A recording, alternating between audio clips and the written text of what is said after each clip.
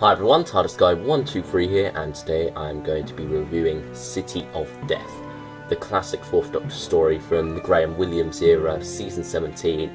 You know, that sort of like infamous time when Doctor became a little bit silly, a little bit loose with science fiction, but still produced some classics such as this one. So, well, what else is there to do but dive right into the cover right here. You got BBC DVD, Doctor Who City of Death.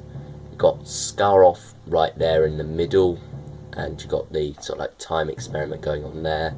You got Romana to the right and the 4th Doctor to the left, and down there you can see Paris in the Eiffel Tower, and on the other side you can see the TARDIS in the wasteland, sort of like the time before time on Earth, before there was life and whatnot. So let's flip over to the side here. You got Doctor Who City of Death. You've got the black to entertain logo down there.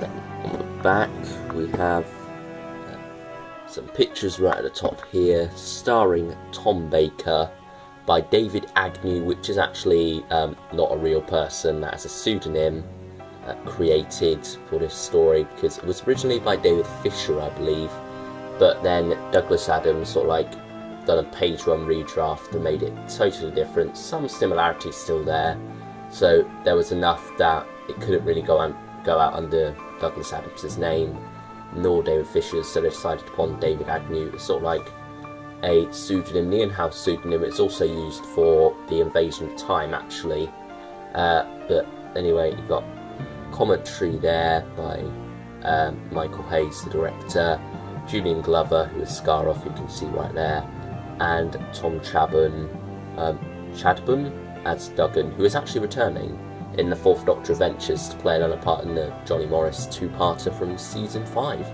So that should be quite exciting. That's the one I'm actually quite looking forward to the most, Paradox Planet and Legacy of Death. I like the idea of that one, but anyway, back to this. Down there you have other things such as Paris in Springtime, which is a nice making of documentary, and then a few other things as well. Not too many interesting ones. Iron Blatchford, that's a funny little thing. But anyway, now take a look on the inside right here. There you have disc 1 and disc 2, with Romana on one and the Doctor on the other. So yeah, that's quite nice. And you can also see this right here. It's nice that they've included a different image on the booklet right there. It's still similar to the cover with the time machine thing going on down there, but you've got Count Scarlioni there. Actually, I think that's the Captain Tancredi actually, rather than Count Scarlioni. But yeah, that is very nice. They've included a different image there. So that's the front. There's the back, 4-parter, and then on the inside here you have Doctor Who City of Death commentary stuff and the other special features. And now time to talk about the story itself, the classic that is City of Death. You know, it's basically Douglas Adams' story, even though there are some things in there. It's very much the dialogue is very much Douglas Adams, and you can definitely tell that, and there's a lot of fun stuff going on there, a lot of wonderful lines that really do stand out. And is this going to stand up? Yes, it is. So then, well, as I was saying, wonderful lines in this story. This story is very much made up of all those wonderful lines, and they really do add humour to the piece, but at the same time the humour is not compromising the danger. There is no scene that is just played for laughs in this. Maybe one or two, but for the most part each scene has incredible menace going on, but also a great deal of humour, and it is basically a full-out comedy. But you know, it still fits with Doctor Who. It's still in the style of Doctor Who. That all works very well for this story, and you know, Tom Baker just embraces that. And you know, there are times when he sort of like can be a bit over the top. This story sort of like allows him to do that, and you know, at the same time he sort of like takes it back a bit. He doesn't do complete over the top like funny walks and whatnot. He just hits the lines seriously, and that's what makes them funny. And, you know, one line that really does stick out to me is when Count Scarlioni basically just says, it'll be much worse for you, your companion here, and about several thousand other people whose name I could mention if I had the Paris telephone book directory on my person. It didn't sound as funny when I said it, but, you know, Julian Glover said it wonderfully, he really did, and he does a great job as Count Scarlioni and Captain Tancredi and the other forms, and sort of like the Scaroth monster right there, the typical monster of the piece that's revealed at the end of part 1. You know, it's just, it all comes together very nicely, this story does. So yeah, his character is marvellous. Obviously, you've got a big film star in here, doing his stuff for Doctor Who, and he had been in it before in The Crusade.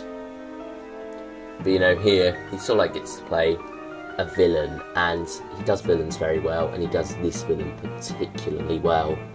Yeah, he just gets the menace across very nicely, and also gets the humour across very nicely as well. So yeah, that's all very good. And then you got the whole theme of art in this story, and you know, it's wonderful to sort of like have this set in Paris and whatnot, and have it actually be filmed there, because you get some wonderful sequences where there's no real dialogue. It's just the Doctor and Romana, and sometimes Duggan as well, running about through Paris with wonderful music going on in the background, and you know, that's sort of like, yeah, it's filler, I guess, but you know, it's just wonderful. It's sort of like making use of the location and making it feel bigger, making it feel more cinematic in a lot of ways. And you know, having that location work in there definitely does help the story a great deal. And then you sort of like cut into the studio where you have model shots of the prehistoric Earth. Well, is it even prehistoric Earth, where, you know, back before life had even begun and everything was just primordial soup and whatnot. And there are some wonderful shots there where the ship takes off and then explodes. That's done very well. That looks very, very good. And you know, it's sort of like, you know, they get accused of having run out of money at this point, but this story really doesn't show that. It really doesn't show that there's a problem with money. Maybe this story is sort of like the one that had most money pumped into it, or maybe it just was written in a way that worked out very well. I believe Douglas Adams actually cut down on sets while writing by sort of like combining the laboratory and the prison and the place where the Mona Lisas were being held all into one set, which is very nice. And you know, it really does help save money and helps make the production look a lot better at the same time, and you know, allows things like that wonderful model shot in part 1 to work. And also the model shot was reused for part 4, which helps, so that is very nice there. It all builds up to a conclusion where you have the single punch thrown at Scaroth, and yeah, it's a bit of a weak conclusion in terms of Doctor Who, but at the same time it's a comedy. You know, you can let things like that slide, and it fits with the tone of the story, and the tone of the story is wonderful. So I really do think that that scene, while could be bothersome in some other stories, it works in this one. And then of course we have the person who threw the punch, Duggan, who is, you know, a wonderful creation of Douglas Adams. You know, he's practically all down to him, that character, and you know, he just works wonderfully with the Doctor and Romana, because he's just so different from them. You know, they have their similarities and differences, the Doctor and Romana do, but Duggan thrown in there as well, he's just something totally different. And you know, he's sort of like, he's unlike any other character that's been in Doctor Who before in a lot of ways. He's not too clever, you know, he's got some common sense at the same time, but he's more sort of like about throwing punches and whatnot. And you know, against these two characters that you can see on the cover here, he just works so wonderfully with them, and it sort of like makes you wish that he hopped in the TARDIS at the end and went off with them, because these three could have been a wonderful TARDIS crew, well, plus K9 as well. You could have had a TARDIS crew of 4, and that would have worked wonderfully in the style of season 17. Maybe getting into season 18, it wouldn't have worked quite as well, but you know, it's a shame that he was only in this story, really, because he is a wonderful character and could have worked beyond this very easily. So, yeah, I think that's all there really is to say about Duggan's character. Other characters in this, like the Countess, you know, she is a wonderful villainess in a lot of ways, but also sort of like a tragic villainess at the same time, in the idea that she's been betrayed by Count Scarlioni or Scaroth or whatever you want to call him. And then you sort of like have that trip back in time in the middle of the story, which works very well. You sort of like just have a trip to the Renaissance period, and you know, being a fan of what's it called, the Mask of Mandragora, it's sort of like nice to revisit that, even if it's just momentarily. You don't actually get to have a trip around Renaissance Italy. You're just sort of like stuck in one room, but at the same time, you know, it's just nice to have a change of scenery.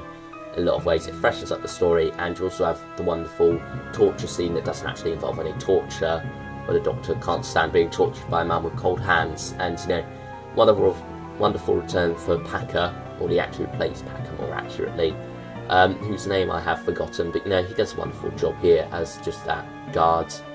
And yeah, it's just nice, that scene, I'd say. And then, of course, you have John Cleese's cameo in this, which works wonderfully. You know, just sort of like talking about the TARDIS and how its afunctionalism works, and sort of like the art lies in the fact that it has no Coulsby here, but the fact that it is there. And you could say the same about that scene, really, because it doesn't add anything to the story, but it's just a nice bit of humour, and you know, a nice cameo from John Cleese, who many of you probably know from what's it called, Monty Python or Fawlty Towers, which is probably my favourite sitcom comedy. So yeah, I think he is just wonderful in that one scene he does. And I've forgotten the name of the other woman who's with him. I think it's Julia Brown or something like that. But yeah, she does a wonderful job as well, whatever her name is. And I think she was also sort of like a celebrity of some sort back in 1979. So, yeah, the City of Death. The wonderful story set in Paris. Sort of like loads of, it has a bouquet. This story does. It has a bouquet. And that works very well for this story. It's just unique. And it very much sums up the style of story that they were going for in season 17. But didn't quite reach Will Rumby's and Runner in most of the other stories. So then, that is my thoughts on City of Death. I'm looking forward to returning to this time of season 17 in the upcoming series of 4th Doctor adventures, starting with Wave of Destruction. A lot of those look very good, very fun. So yes, and now we're going from one Paris to another, with the next DVD review being of the Reign of Terror set during the Reign of Terror after the French Revolution. That's all wonderful. So, thank you for watching, everyone, and I will see you all then. Bye, everyone.